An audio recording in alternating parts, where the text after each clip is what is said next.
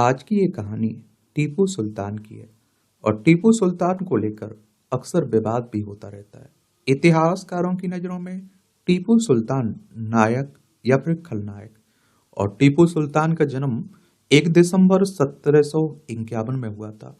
4 मई 1799 में इनकी डेथ हो गई थी। तो 6-7 दिसंबर 1782 की रात मैसूर के सुल्तान हैदर अली की मौत हो गई। उनकी पीठ पर एक बड़ा सा तस्तरी के आकार का फोड़ा हो गया था और जिसे हकीम ठीक नहीं कर सके। उनके बेटे थे टीपू सुल्तान। टीपू सुल्तान को फौरन उनकी जगह मैसूर का सुल्तान बनाया गया। डेनिस फॉरेस्ट ने अपनी किताब tiger of Mysore the life and death of Tipu Sultan में एक ब्रिटिश टीकाकार को कहते बताया कि उस समय टीपू की उम्र 33 साल थी। उनका कद 5 फुट 7 इंच था और वो अच्छी डील डोल वाले शख्स थे, लेकिन उनकी गर्दन छोटी थी और उनकी बाहें बड़ी और मांसल भी थे और शक्तिशाली होने का आभास देती थी, लेकिन उनके हाथ बहुत नाजुक थे। उनके चेहरे की विशिष्टता थी और उनकी काली बोलती आंखें। मृत्यु शैया पर पड़े हैदर अली ने अपने बेटे को अच्छे शासन के बारे में सलाह दी थी। उन्होंने टीपू को लिखे पत्र में उन्हें आगाह किया था कि कंपनी उत्तराधिकार में किसी भी कमजोरी का फायदा उठाने की कोशिश करेगी। तुम्हारी राय में सबसे बड़ा रोड़ा होगा अंग्रेजों की जलन। आज भारत में सबसे शक्तिशाली अंग्रेज हैं। आज की सबसे बड़ी जरूरत है उनको लड़ाई से कमजोर करना और उनके बीच फूट डालकर ही उन्हें कमजोर किया जा सकता है। और इस लंबी चिट्ठी में हैदर अली ने समझाया कि फ्रेंच लोगों की मदद से तुम ब्रिटिश सेना पर जीत हासिल कर सकते हैं। युद्ध रणनीति में यूरोपीय लोग हमसे बेहतर हैं। उनके खिलाफ हमेशा उनके ही हथियारों का इस्तेमाल करो। मैंने तुमको अपने बगल में लड़ते हुए देखा है। तुम मेरे वैभव के वारिस हो और हमेशा याद रखो, बहादुरी से राजगद्दी पाई जा सकती है, लेकिन सिर्फ बहादुरी भर से ही उसे सुरक्षित नहीं रखा जा सकता है। सफल सैन्य कमांडर सत्ता संभालने तक टीपू की गिनती भारत के सबसे काबिल और बहादुर सैन्य कमांडरों में से होने लगी थी। युद्ध के मैदान में अपनी दक्ष क्षमता सिद्ध करते हुए उन्होंने अंग्रेजों को न सिर्फ पुल्लीलोर की लड़ाई में हराया था, बल्कि 1782 में उन्होंने तंजौर के बाहर कर्नल जॉन ब्रेथवियर के नेतृत्व वाली कंपनी की सेना को भी पराजित किया था। सत्ता संभालने से 1 साल पहले उन्होंने कोलेरून नदी के तट पर हमला कर कंपनी की टुकड़ी को हार मानने पर विवश कर दिया था। और विलियम डेल रिम्पल अपनी किताब द अनार्की में लिखते हैं कि टीपू ने फ्रेंच इंजीनियरों की मदद से औद्योगिक तकनीक का आयात किया और पानी की शक्ति से चलने वाली मशीनों का इस्तेमाल शुरू किया। उन्होंने दक्षिणी चीन में अपने दूध भेजकर रेशम के कीड़ों की अंडे मंगवाए और मैसूर में रेशम उद्योग को स्थापित किया और उन्होंने बांध बनवाकर सिंचाई का इंतजाम भी करवाया।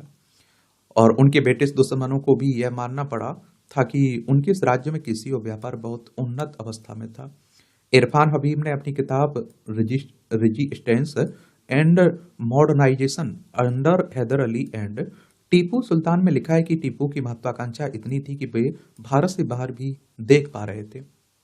वे लिखते हैं कि टीपू ने इस्तांबुल में अपने दोस्त से कहा कि वो इराक में बसरा में उनके लिए इजारा की व्यवस्था करें ताकि वो भी यूरोपीय लोगों की तरह एक प्रवासी बस्ती बसा सकें और वो उनके पानी के जहाजों के ठहरने का अड्डा बन सकें।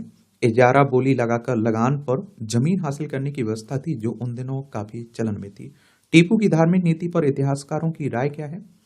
तो टीपू सुल्तान की धार्मिक नीति के बारे में इतिहासकारों की राय अलग अलग है। जहां इरफान हबीब अपनी किताब में सुब्बा राया चिट्टी का जिक्र करते हुए कहते हैं कि सन 1784 में टीपू ने वेंकट चला शास्त्री और ब्राह्मणों के एक समूह को जमीन दान कर उनसे अनुरोध किया कि वो उनके लंबे जीवन और संपन्नता के लिए प्रार्थना करें। 1 वर्ष बाद उन्होंने मलकोटे के मंदिर को 12 हाथी दान दिए। सिंगेरी के मंदिर को भी टीपू ने से काफी बड़ा अनुदान मिला। उन्होंने मराठा हमले के दौरान मंदिर को नुकसान पहुंचाने जाने पर अपनी नाराजगी प्रकट की। इस्लाम के सच्चे अनुयायी होने के बावजूद टीपू ने अपने समय की मिली-जुली संस्कृति को अपनाया और ऐसा लगता है कि उन्हें हिंदू देवताओं की शक्ति में भी पूरा विश्वास था। इरफान हबीब लिखते हैं कि इस बात के प्रमाण है कि टीपू ने अपने ब्राह्मण सलाहकारों की सलाह का पालन करते हुए अपने सभी सैनिकों को, चाहे वो हिंदू हों या मुसलमान, पवित्र नदियों में स्नान करने का आदेश दिया ताकि उनका डर जाता रहे और वो मराठों से बेहतर योद्धा साबित हों। और यहाँ टीपू की अंगूठी का जिक्र करना जरूरी है, जिसे करीब 10 साल पहले नीलामी घर क्रिस्टीज ने लंदन में 150 करोड़ रुपए में मोली लगाने वाले एक अनाम व्यक्ति को बेचा था। और इस अंगूठी की खास बात यह कि 42 ग्राम खालिस सोने की इस अंगूठी पर देवनागरी लिपि में राम लिखा हुआ है। क्या लिखा हुआ है? राम। माना जाता है कि एक अंग्रेज अफसर ने टीपू की मौत के बाद उनकी अंगुली से एक अंगूठी उतार ली थी। असहिष्णु और क्रूर, ऐसे कई इतिहासकार भी हैं जो टीपू सुल्तान को असहिष्णु और क्रूर राजा साबित करते हैं। विक्रम संवत हाल ही में प्रकाशित पुस्तक Tipu Sultan the saga of मैसूर्स इंटरेगनम में लिखते हैं कि टीपू के पत्रों, पुस्तकालयों में किताबों के संग्रह और उनके स्वप्नों के रजिस्टर से पता चलता है कि टीपू के मन में गैर मुसलमानों के प्रति काफी घृणा थी। उनका मानना था कि उनके खिलाफ जिहाद करना उनका धार्मिक कर्तव्य था। उनकी तलवार की मूठ पर लिखा हुआ था, मेरी विजय तलवार अविश्वासियों के लिए बिजली साबित हो गई। और विक्रम संवत लिखते हैं कि टीपू ने अपने राज्य का नाम सरकार एक खुदा दाद रखा था और अपने दरबार में फारसी भाषा का प्रयोग शुरू किया था। और यही नहीं, उन्होंने कई नगरों के पुराने नाम बदलकर उनके इस्लामी नाम रख दिए थे। Lewis Rice Mysore a gazetteer compiled for the government में लिखते हैं कि टीपू ने जानबूझकर मैसूर के पुराने हिंदू राजाओं की स्मृतियों को मिटाने की कोशिश की। इसके लिए उन्होंने शताब्दियों पुरानी सिंचाई व्यवस्था को नष्ट कर अपने नाम से कई नई सिंचाई व्यवस्था शुरू की। लेकिन इतिहासकार सुरेंद्र नाथ सेन का मानना है कि टीपू कट्टर इंसान नहीं थे। अगर उन्होंने जबरदस्ती कुछ लोगों का धर्मांतरण करवाया भी तो उसका उद्देश्य धार्मिक नहीं बल्कि राजनीतिक था। प्रशासन में मुसलमानों को तरजीह, दूसरे धर्मों के लोगों के प्रति टीपू के व्यवहार पर भी सवाल उठाए गए हैं। M.H. गोपाल ने अपनी किताब Tipu Sultan's Mysore an economic study में लिखा है कि टीपू का गैर मुस्लिमों के प्रति घोर विरोध था और सन 1792 के बाद उन्होंने वफादार मुसलमानों को महत्वपूर्ण पदों पर बैठाना शुरू कर दिया था। राजस्व व्यवस्था देखने के लिए दीवान पद पर सिर्फ एक हिंदू था और मुसलमानों को गृह कर देने और अनाज और निजी वस्तुओं पर कर देने से छूट दी गई थी। ईसाइयों की संपत्ति को जब्त कर उन्हें राजधानी में बसाया गया था। इस्लाम धर्म अपनाने वालों को भी कर में छूट दी जाती थी। मुस्लिम छात्रों की शिक्षा पर खास जोर दिया जाता था। अत्यधिक हिंसा में विश्वास, टीपू सुल्तान के बारे में मशहूर था कि वो उस समय के हिसाब से भी अपने विरोधियों और जिनको उन्होंने हराया था उनके खिलाफ अत्यधिक हिंसा इस्तेमाल करते थे। विलियम डेल रिम्पल लिखते हैं कि ऐसे कितने ही उदाहरण हैं कि उन्होंने विद्रोहियों को फांसी देने से पहले उनके हाथ, पैर, नाक और कान कटवा दिए। उन्होंने कई बार पकड़े गए दुश्मनों, हिंदू और ईसाई दोनों का निर्दयतापूर्वक धर्मांतरण करवाया। कई बार उन्होंने हार गए लोगों के मंदिर और गिरजाघर भी नष्ट किए। और आप देखिए, हारने के बाद बहुत से लोगों को अपना घर छोड़ने के लिए मजबूर होना पड़ा। उन्होंने नग्न ईसाई और हिंदुओं को हाथी के पैर से बंधवा कर तब तक घुमवाया जब तक कि उनके शरीर के टुकड़े टुकड़े नहीं हो गए। इस क्रूरता के साथ साथ टीपू में कूटनीतिक गुणों का भी जबरदस्त अभाव था।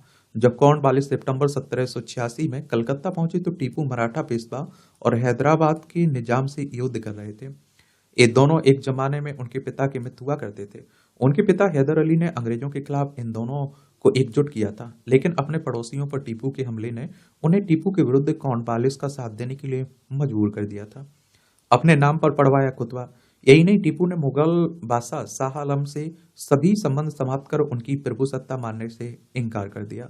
सर पेंडर्ड मून ने अपनी किताब द ब्रिटिश कॉन्क्वेस्ट में लिखा है कि टीपू ने आदेश दिया कि जुम्मे की नमाज के बाद पढ़ा जाने वाला खुतबा मुगल बादशाह के नाम पर नहीं बल्कि उनके नाम पर पढ़ा जाए। टीपू का तर्क था कि बहादुर खुद 15,000 रुपए महीने के एवज में सिंधिया का गुलाम हो गया है।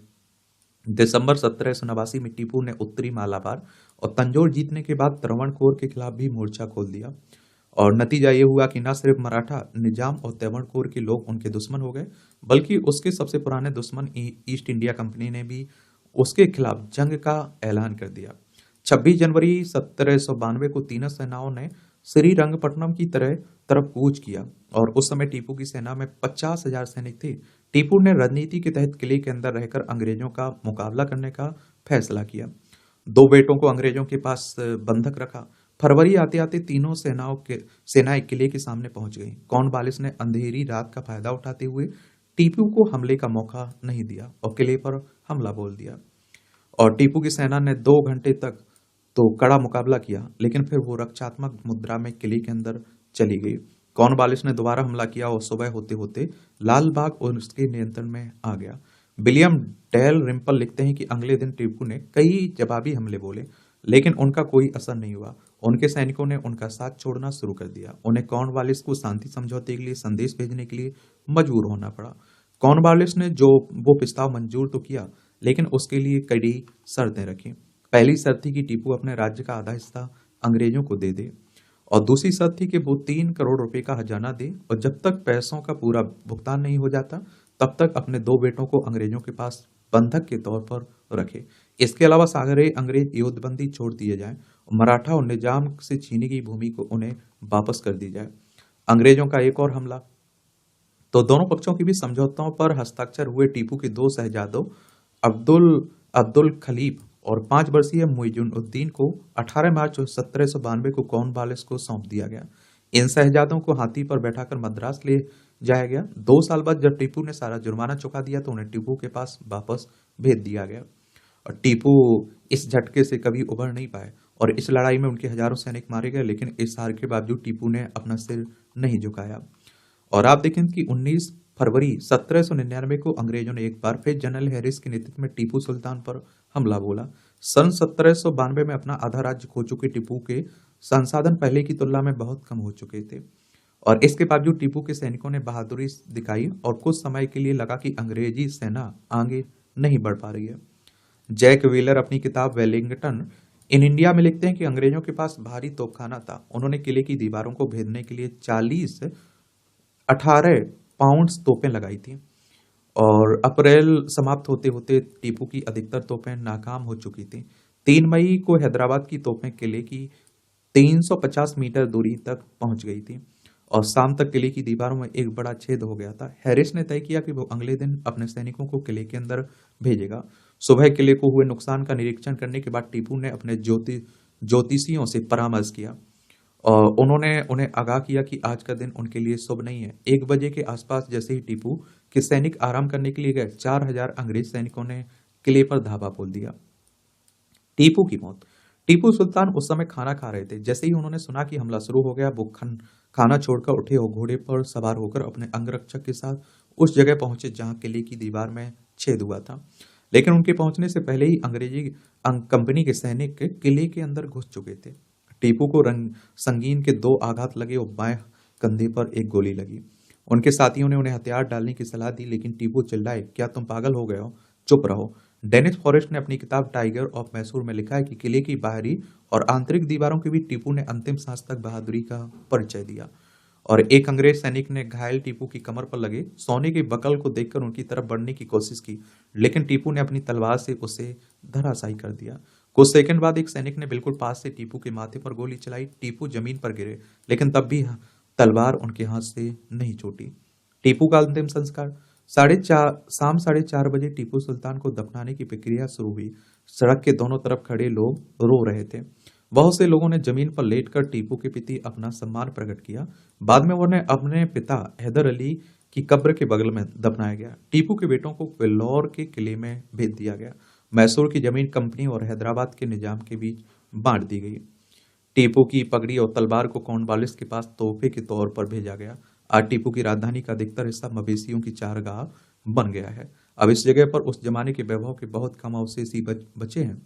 जब टीपू की मृत्यु की खबर लॉर्ड वेलेस्ली के पास पहुंची तो उन्होंने अपना गिलास उठाकर कहा, I drink to the corpse of India, यानी ये जाम भारत की उस लाश के लिए। टीपू भारत में अंग्रेजों के सबसे बड़े प्रतिद्वंदी थे। उनकी मौत के बाद अंग्रेजों को चुनौती देने वाला कोई नहीं बचा। और C.H. फिलिप्स ने अपनी किताब द कोरास्पोंडेंस ऑफ डेविस स्कॉट में लिखा है कि अंग्रेजों के भारत आने के बाद श्रीरंगपट्टनम का पतन और टीपू सुल्तान की मृत्यु सबसे बड़ी घटना थी। टीपू का खिलौना। जब अंग्रेज सैनिक टीपू सुल्तान को मारने के बाद श्रीरंगपट्टनम के किले में दाखिल हुए तो उन्हें कक्षा में एक अजीब सा खिलौना मिला, और वो एक कागज आवाज करने वाला शेर का पुतला था जिसे एक अंग्रेज सैनिक पर हमला करते दिखाया गया था। विक्रम संवत लिखते हैं कि लकड़ी का बना खिलौना था जिसके हैंडल को घुमाने से वो शेर जैसी आवाज निकलता था और अंग्रेज सैनिकों की चीखों की आवाज सुनाई देती थी। सुबह उठते ही टीपू उस खिलौने से खेलने में व्यस्त हो जाते थे और वो खिलौना अंग्रेजों के प्रति उनकी घृणा को और आग देता था। लड़ाई समाप्त होने के बाद इस खिलौने को ब्रिटेन भेज दिया गया। इसको पहले ईस्ट इंडिया कंपनी के अजा अजायब घर में रखा गया। आज भी इसे लंदन के विक्टोरिया एंड अल्बर्ट म्यूजियम में देखा जा सकता है। तो इस तरह से आप देखेंगे ये कहानी है टीपू सुल्तान की। किसकी? टीपू सुल्तान की।